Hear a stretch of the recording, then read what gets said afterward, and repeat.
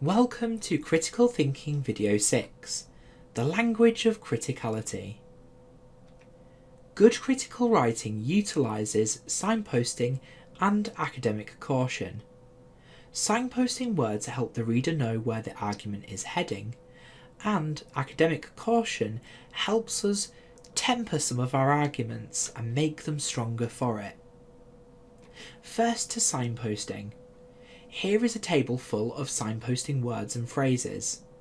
Words such as however, moreover, significantly, thus, so, are very useful at signposting to our reader where an argument is heading.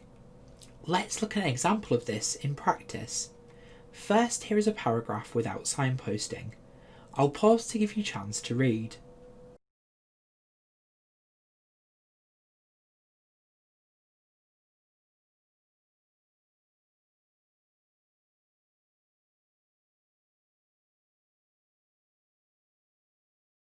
So here we have a series of sentences, but with signposting we can really connect them together and direct the argument. Let's add those signposting words in. Here, adding in further, in particular, however, despite, and thus, makes it much easier for our reader to identify how the argument is progressing. We can also look at an example of this based on the paragraph in the previous video.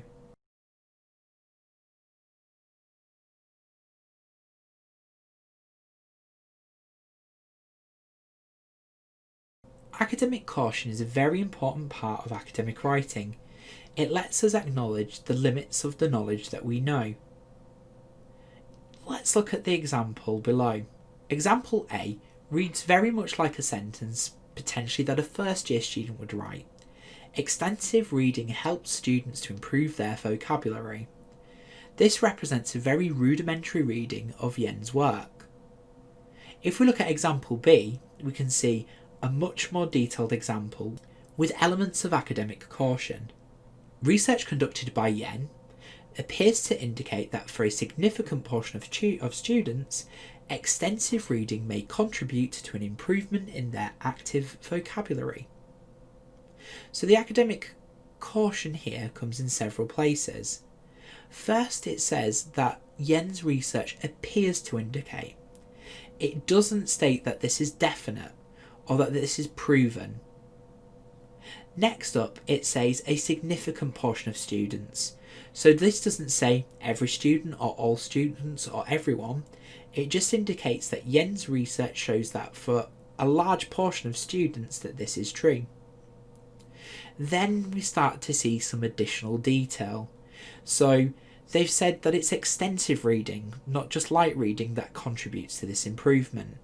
And it also provides detail around the vocabulary, relating to the active vocabulary that people are using on a daily basis, not just words that they have learned and may not be using. Caution generally makes an argument stronger because it has a lower burden of proof. If you're saying that something is absolutely irrefutable, you need world-class evidence to demonstrate that. Saying that something appears to indicate or strongly shows that has a much lower burden of proof. So when we're writing, we need to imagine that our reader is reading our work critically, just like we read the work of others. We've got to make sure we're not too descriptive, that we view our subject from multiple perspectives, accounting for the different positions there may be. We should present evidence to support our reasoning, and that evidence must be good quality academic evidence. Our writing should show a very clear line of reasoning. All of the micro-arguments in our paragraphs should lead logically to the conclusion or mega-argument. And we need to be very clear what those conclusions are and how everything links together. Fundamentally, we need to read our own work critically, just like other sources, to identify any mistakes.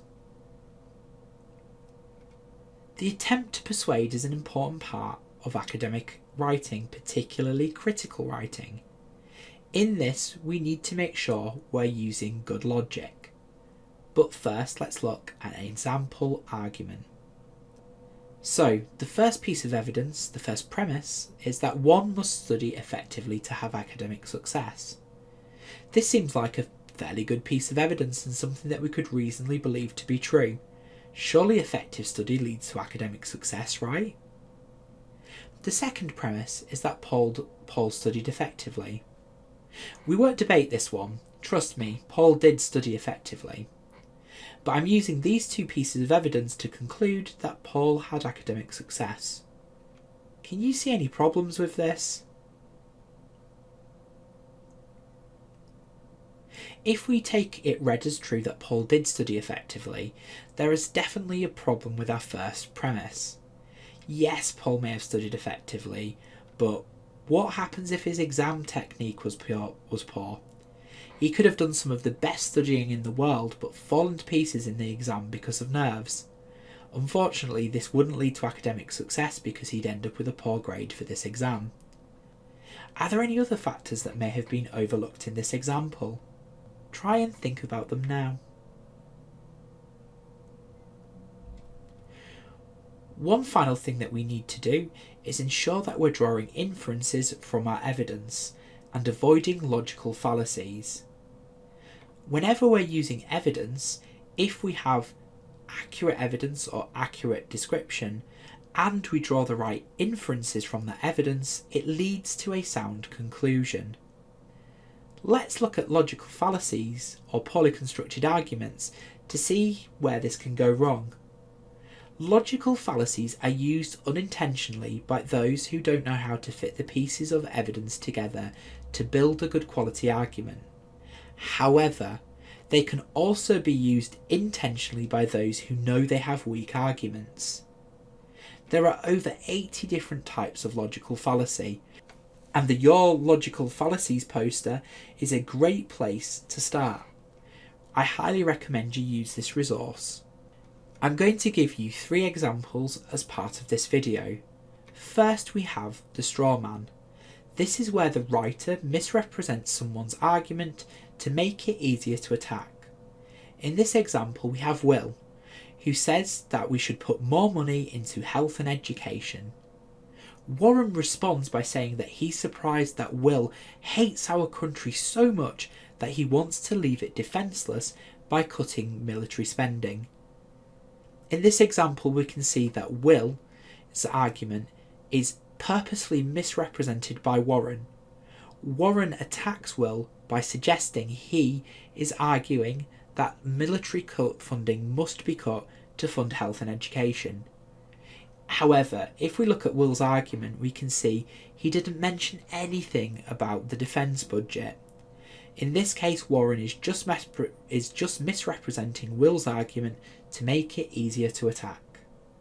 My second example is the appeal to emotion. In the appeal to emotion, the writer is attempting to manipulate or elicit an emotional response in place of a valid or compelling argument. Here we have Luke, and Luke did not want to eat his sheep's brains with chopped liver and Brussels sprouts. However, his father tells him to think about the poor, starving children in a third world country who were not fortunate enough to have any food at all. No matter what Luke's father says, it's not going to make that meal any more appetising for Luke. In this case, he's trying to elicit an emotional response. He's trying to make Luke feel guilty, to make him force-feed himself that meal. This is a great example of an appeal to emotion. Luke's father does not have a compelling argument, so he's using emotions to try and elicit a response instead. My final example is the black or white logical fallacy. In this, the writer presents 2 alternative states as the only possibilities. This completely discounts there may be far more, and really links to the theory of positions that we discussed in earlier videos. In this example, whilst rallying support for his plan to fundamentally undermine citizens' rights, the supreme leader tells people that they are either on his side or the side of the enemy. In this case, the supreme leader is presenting 2 possibilities, my side or the enemy's. However, more states than those 2 exist. it is quite reasonable for the people he is speaking to be on neither the supreme leader's side or the enemy's side. They could be on neither. So the black and white logical fallacy is not acknowledging that. And it's something that a lot of students accidentally write into their own work in presenting only two sides of an argument or presenting things too simply. The activity for this video asks you to look at logical fallacies in a bit more detail. Have a look at the logical fallacies poster, then use a newspaper or popular news site to see how many logical fallacies you can identify. It might also be useful to check your own work to see if you've put logical fallacies in there.